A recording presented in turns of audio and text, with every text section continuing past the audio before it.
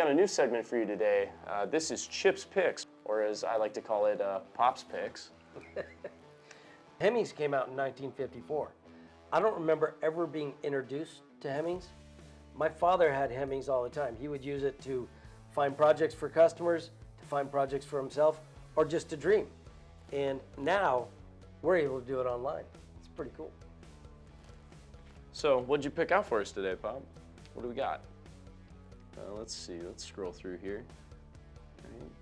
A 67 Chevrolet Corvette L71 Coupe. So why this one?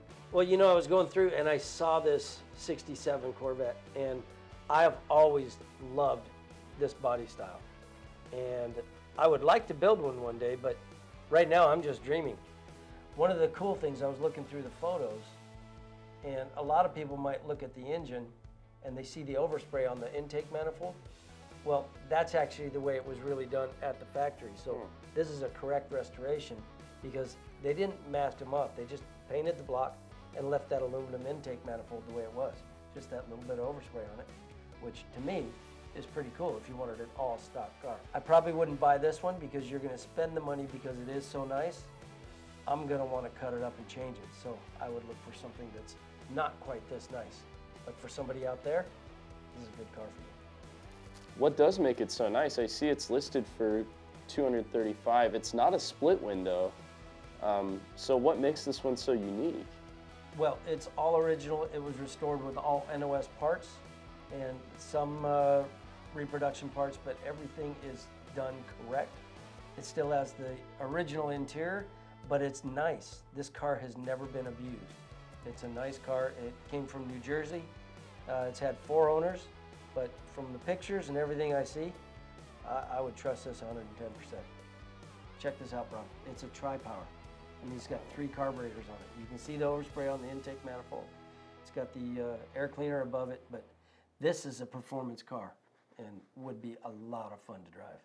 I'm surprised you picked out a red one. I remember you telling me you're not a huge fan of red cars, but you made an exception for this one? I made an exception because the car is exceptional. Fair enough. Fair enough. Let's see, next you got this 88 Porsche 930 Turbo Coupe. Okay. I picked this because I love the air-cooled Porsches, and this Porsche reminds me of when I was a kid because we usually had 8 to 10 of these in the shop at any one time that we were either doing accident repair or doing complete new paint jobs on it. So this is reliving my childhood.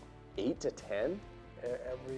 Pretty much every day there'd be 8 to 10 911s in the shop at any one time. Were they in accidents? Some of them were accidents, and some of them we were just repainting them. Huh. But yeah, we generally ran 80 to 120 cars through the shop every month. Jeez. What I like about this car is it looks like it's never been messed with. It's just really simple, clean, elegant. I want to read a little bit about it. It looks all original to me. Yeah. Yeah, check this out.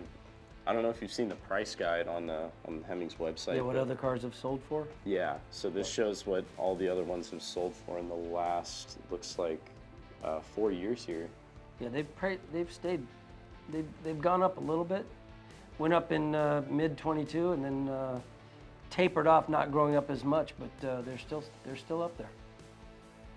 This one's at a pretty good price too, because, well, yeah, it's about where the median is, I would say. Yeah, I'm looking for the mileage on it. Oh, here.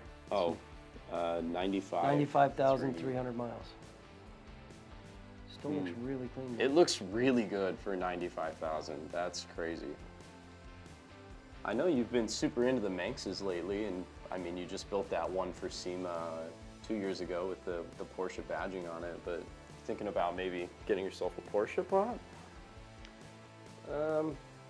Right now I'm just dreaming because, you know, when I was a kid working on these, it was the unobtainable car because I could no way afford this car then.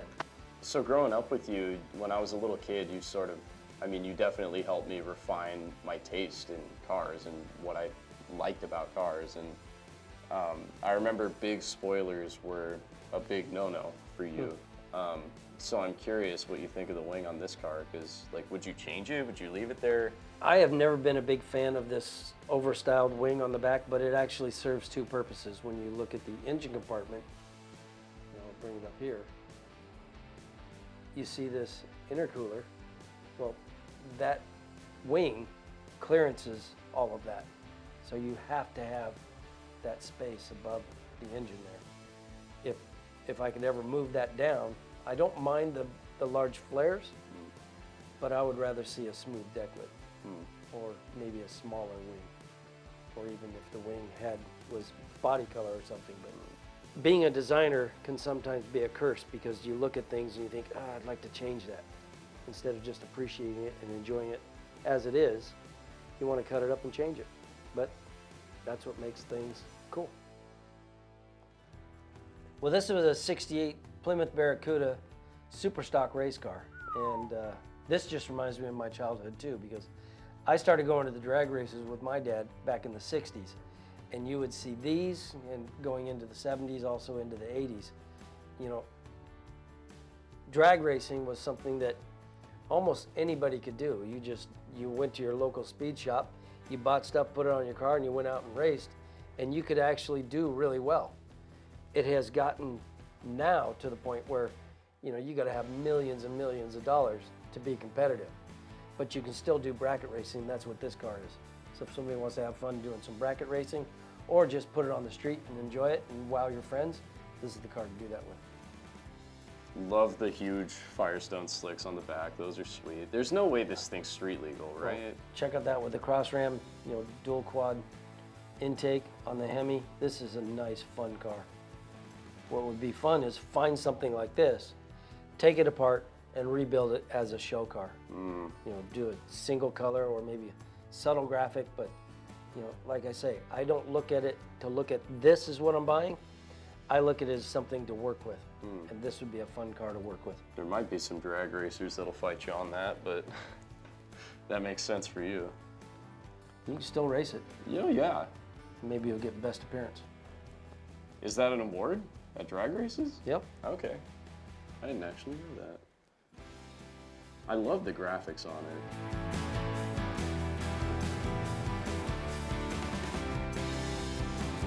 Okay. Oh, a '65 convertible? Okay. Does it have Shelby badging on there? It's got some Shelby badging. I don't believe it's a real Shelby. Let's read about it. No, it's quite modified, but it's got the badges, and it just has a cool stance.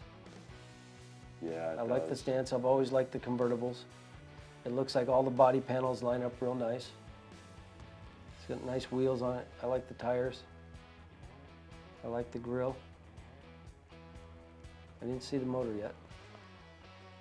Everything really seems to fit nice on the car.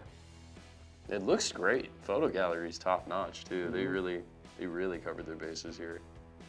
Arizona car, so it should be pretty dry, meaning there's no rust. Top looks really clean on it. Yeah, it does. I'm usually not a convertible guy, but this one's really clean.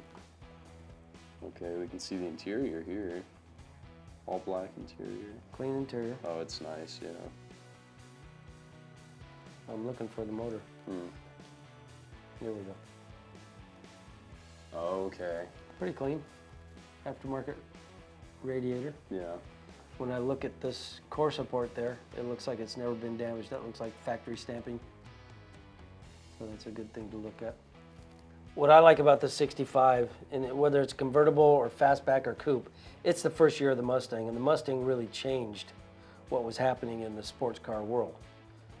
Carroll Shelby took the Ford Mustang and started making it a race car, and he did really well with it, and sales just went through the roof.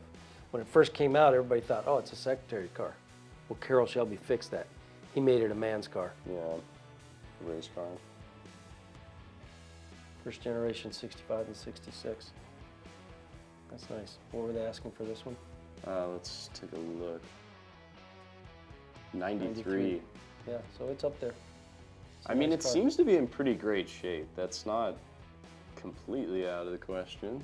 That puts it up. It's definitely it's up higher, there. yeah. I figured it was, but it's It's in good shape. It's an A code. So, what does A code mean? Well, A code was a performance model, so they had flat top pistons and 4-barrel carburetor. Okay. So it's a performance car, which this definitely is a performance car. They've done more than that to it.